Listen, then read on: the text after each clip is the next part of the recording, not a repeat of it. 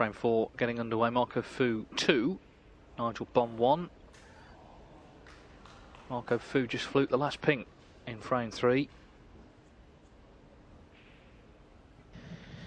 Yes, and he started off with a fluke in frame 4. Didn't play that snooker.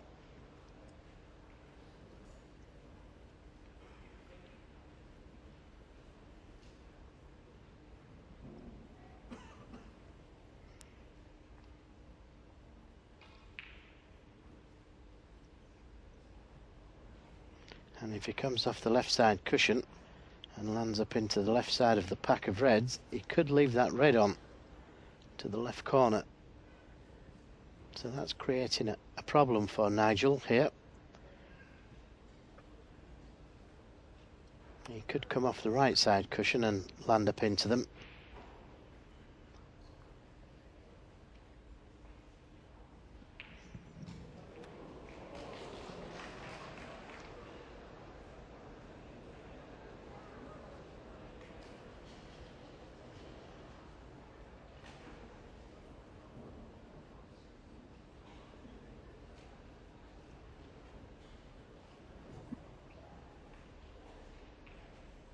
I can only assume he's scared of skimming past the pack and leaving reds on.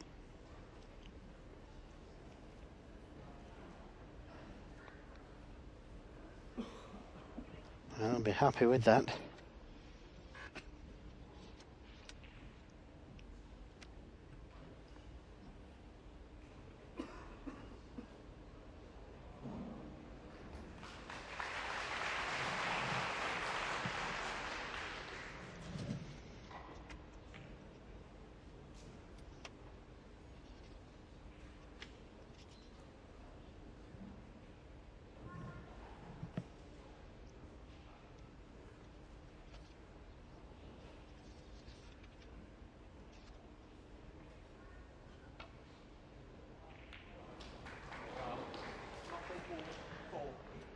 Just caught it a little too thick.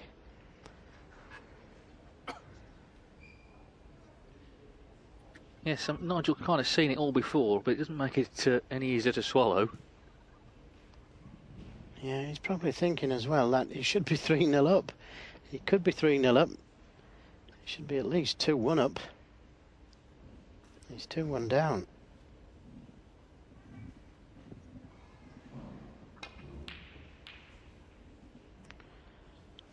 And Marco Fu is still struggling with his long shots. Hit the wrong side of the ball there.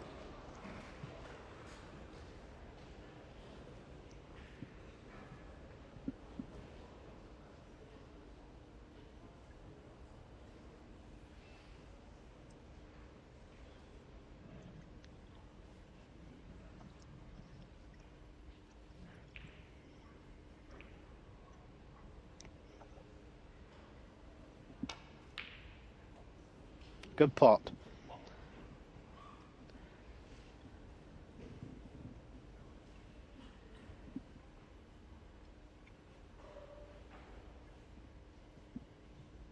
Could just see enough of that red. Now looks like the only red that will go is the one to the right of the black. He needs it to slow down.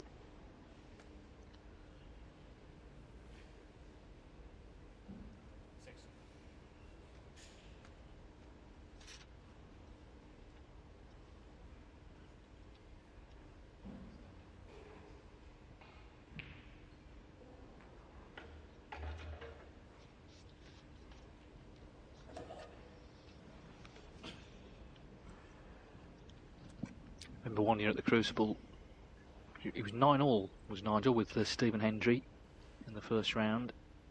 Potted the black to win and went in off. It tied the scores, so the black came back up. And he did pot it, the respot, to win the match. It's not covered the old heart rate, though, that sort of finish.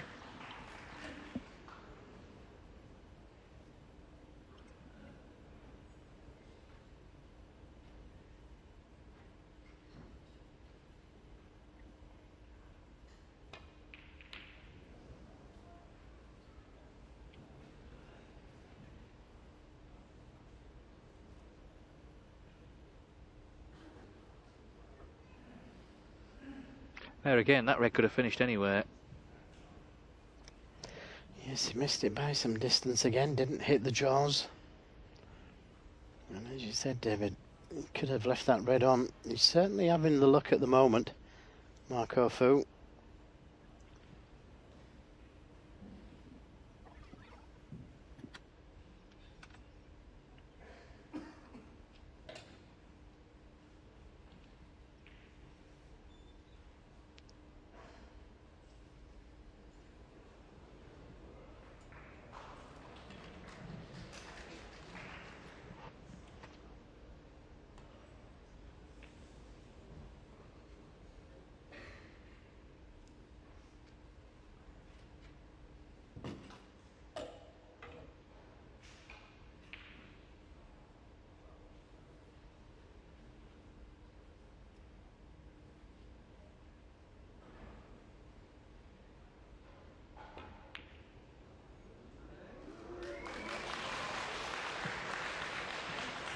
Well, he played the double, but he also played the white ball where it is, so no colour to go for.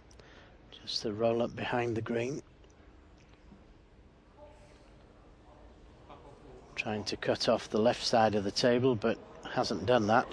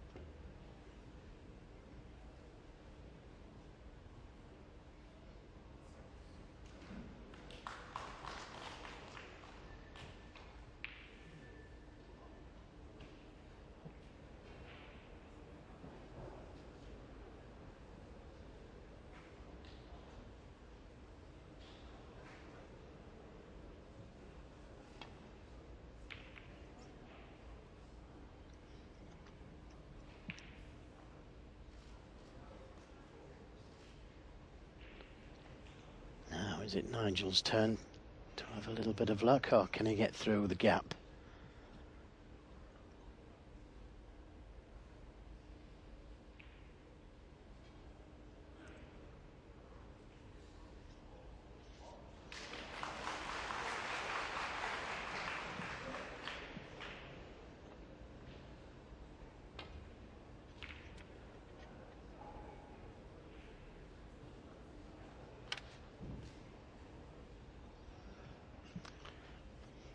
Well, he's got a chance at this red.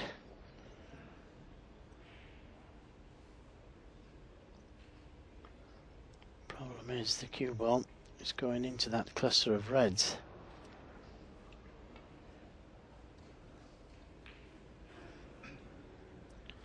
It's always a danger playing it at that speed, trying to hold for the black. Cue ball could have just turned in towards the red slightly.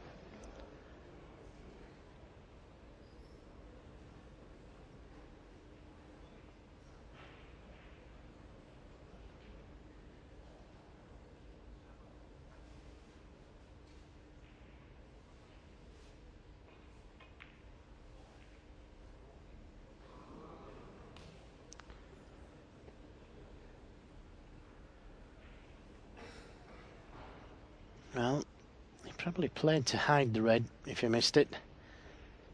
But there's still other reds that are available.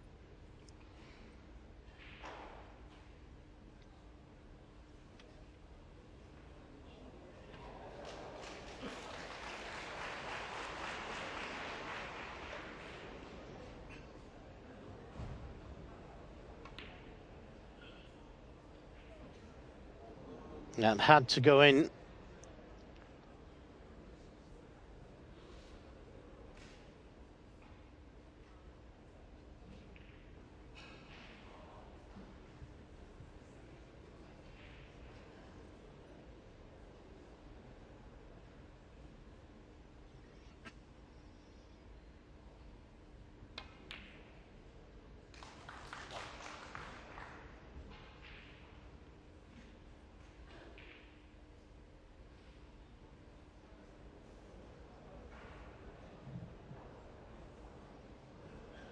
Marco Fu will have played well many times and not won in matches.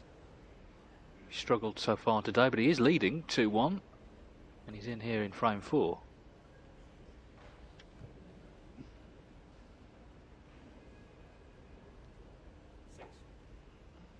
When we played Peter Ebdon at the Crucible 2006 semi-final, fought back from a long way down, 15-9 I think he was down, only lost in a decider in the end, 17-16, played terrifically well, but he still just came up short.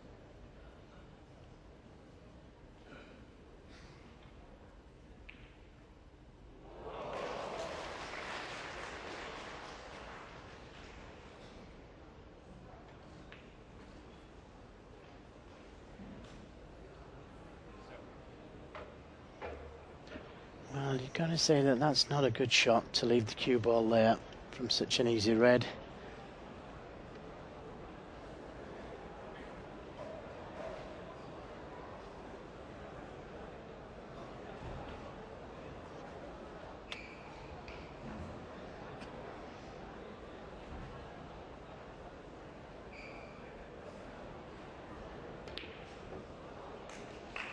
But that's a good recovery. And a nice angle on this red to come out for one of the colours.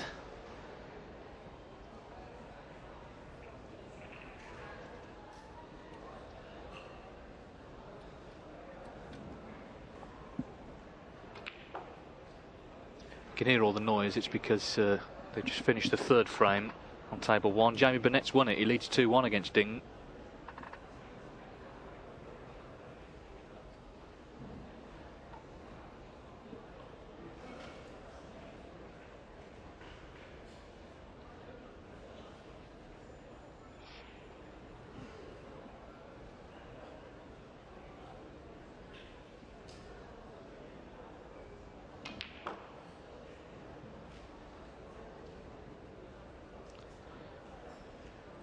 Again, didn't go according to plan.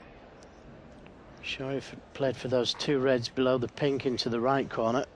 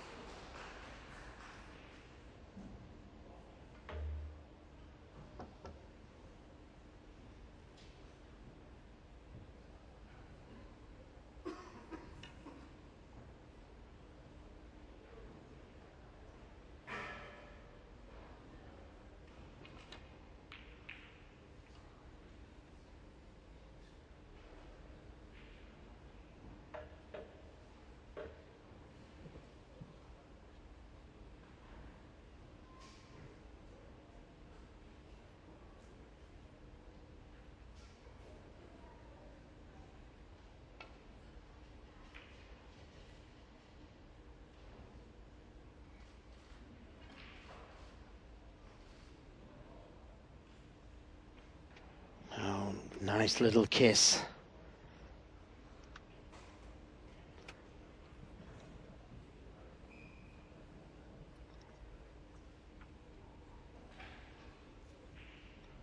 maybe the run just changing a little. Last couple of shots has gone Nigel's way. And I have to go some to make up for that fluke pink in the last frame.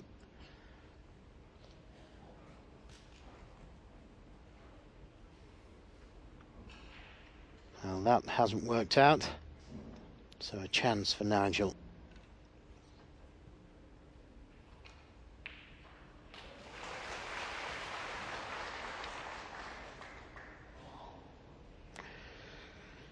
You've got to be able to take those, though.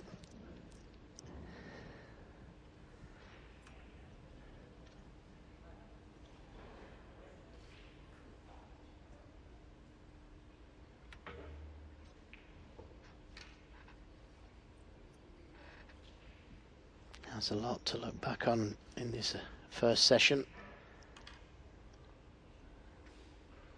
Well, both players have.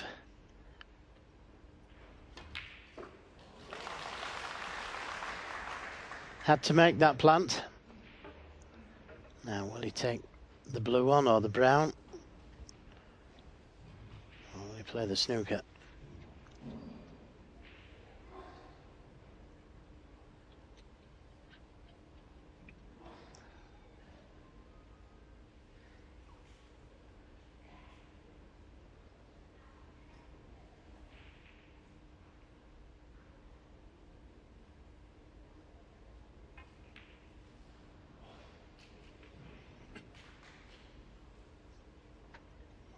I think from Fu's point of view, you'd be thinking, well, okay, I've not played my best stuff, but I've not been punished. Yes, he was lucky at the end of the last frame, but even so, Bond did have chances before that.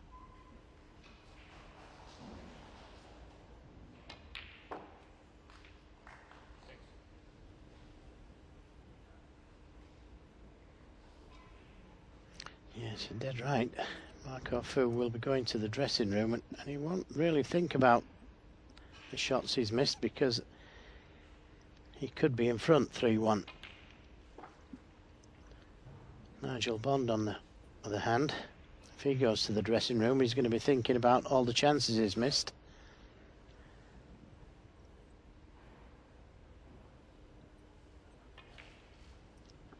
But what he's got to remember is that there's a long way to go and it can all change. Your form can change after a session. We've seen it many times.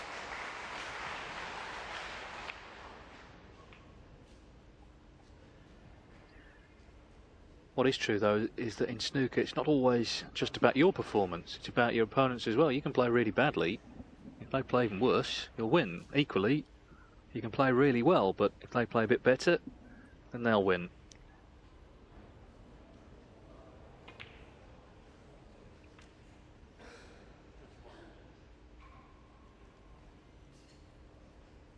But 3-1 at the interval, he'd certainly accept that right now, I think.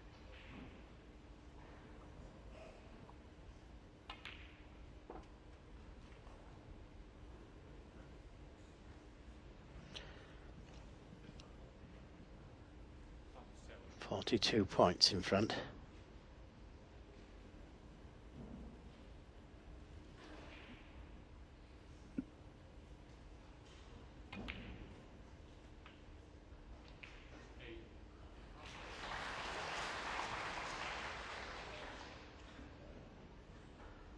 Just checking the scoreboard, but he's going to need one of those safer reds.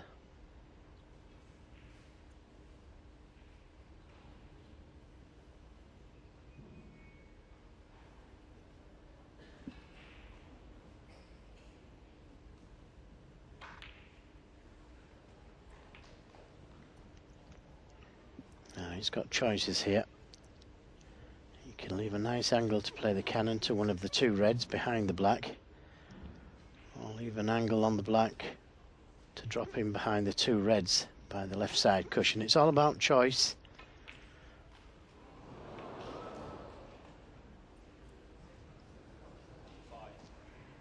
Looks like he's played for the ones behind the black.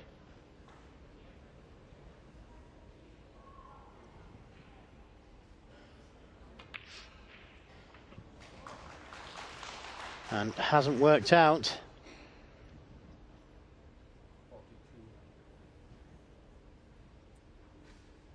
57 points in front, just needs one more red, but thin cut to the right corner. Oh, this close red. Very difficult with the red being so close to the white.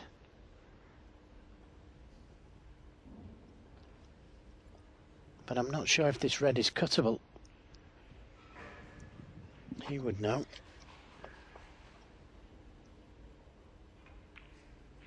He didn't think so. So Nigel Bond lives again. 42 from Fu puts him 57 in front, with 59 still on. Frustrating for the man from Hong Kong.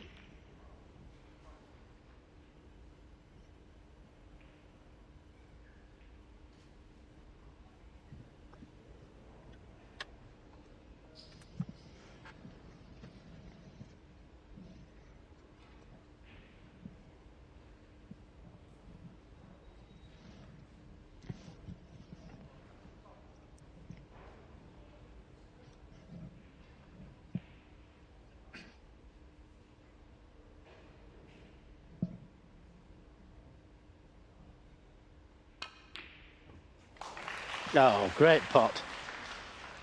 Well, what a way to win a frame. If he does indeed win it, he should do from there. Well, there's nothing lucky about that one. That was just a great pot, worth seeing again. Really crisply struck by Marco Fu.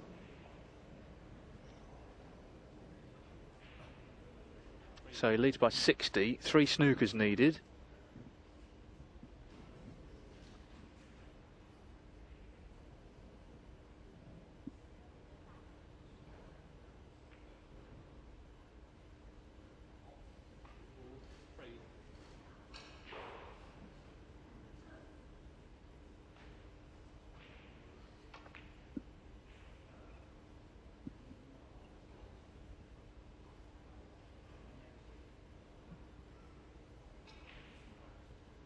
Nigel Bond won his only ranking title by getting a snooker in the decider against John Higgins in the British Open 1996.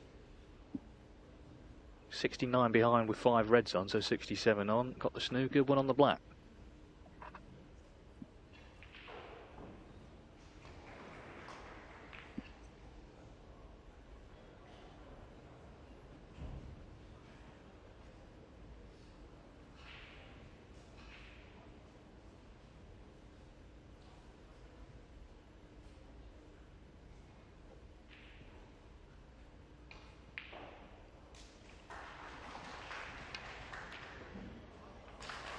But he won't be winning this frame because Fu's knocked that one in. And he's just starting to look like he's got a bit of a spring in his step now, Marco Fu. He's certainly be obviously the more happy of the two as they go to the interval. That fluke on the pink in the third frame was a big help, but Nigel Bond has not quite put him away as he maybe could have done, with Fu struggling early on.